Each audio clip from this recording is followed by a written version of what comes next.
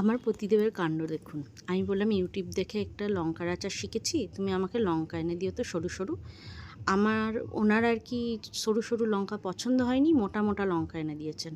বললে এতে ঝাল কম হবে। সে যাই হোক, ওইভাবে কেটে নিয়েছি দেখলেন। আর কিছু গোটা মশলা দিয়েছি, তাতে মৌরি আছে, জিরে আছে, ধনে আছে, সর্ষে আছে, আর হাফ চামচ মতো মেথি আছে। মেথিটায় মানে ভালো হবে টেস্টটা, তাই জন্য কিন্তু অল্প দিতে হবে, নইলে তেঁতো হয়ে যাবে। লঙ্কাগুলো কেটে নিয়েছি এইভাবে, আর একটু ঝাঁকিয়ে বীজগুলো যদি বার করে দিতে পারেন তো খুব ভালো হয়। আমার ভুল হয়েছে, আমি একবারও মুখে দিয়ে দেখিনি যে এটা ঝাল কি কম ঝাল। উনি যেহেতু বলেছেন যে এতে ঝাল কম, আমি সেই জন্য চোখ বন্ধ করে বিশ্বাস করে বীজগুলোকে বার করিনি। যাই হোক, এতে আমি 4টে গোটা লেবু রস আর নুন দিয়ে কিছুক্ষণ ভিজিয়ে রাখবো।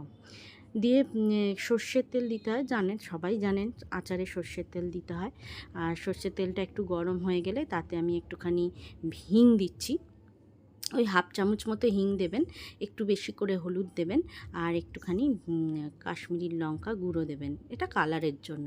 এটা এমনি কাঁচা অবস্থাতেও দেওয়া যায়, কিন্তু আমার না গন্ধটা ঠিক ভালো লাগে না, হলুদের কাঁচা গন্ধটা, তাই জন্য তেলের সাথে একটুখানি গরম করে নিয়েছি।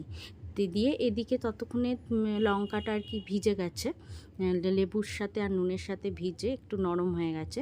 আর এদিকে তেলটাও আমার অনেকটা ঠান্ডা হয়ে এসছে। তেলটা একদম ঠান্ডা করে দিতে হবে। আর ওই মশলাগুলো আমি একটুখানি খিচখিচে করে বেটেছি, মিহি করে বাটা যাবে না, কারণ মিহি করে যদি বেটে দেন তাহলে স্বাদটা অন্যরকম হয়ে যাবে।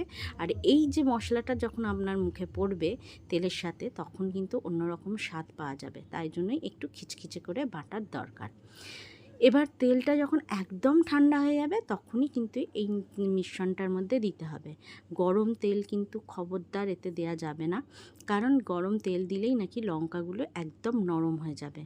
তাই জন্য আমিও লঙ্কাগুলো ঠান্ডা করে তেলটা দিয়েছি। মানে এটা আমি ইউটিউব দেখে বলছি, এটাই কথাগুলো ইউটিউবেরই কথা, সেই হিসাবেই মানে আর কি আপনাদেরও বলছি। এবার কালো জিরেটা দিয়ে দিলাম। দিয়ে কালো জিরেটা নাকি যত পুরনো হবে আচারটা, কালো জিরের যে গন্ধটা যেটা বেরোবে সেটা নাকি দারুণ হবে। তো যাই হোক, এটা ভালো করে মেখে এবার এটা অনেক দিন যাতে থাকে তার জন্য অল্প একটুখানি সাদা ভিনিগার মিশিয়ে নেবেন।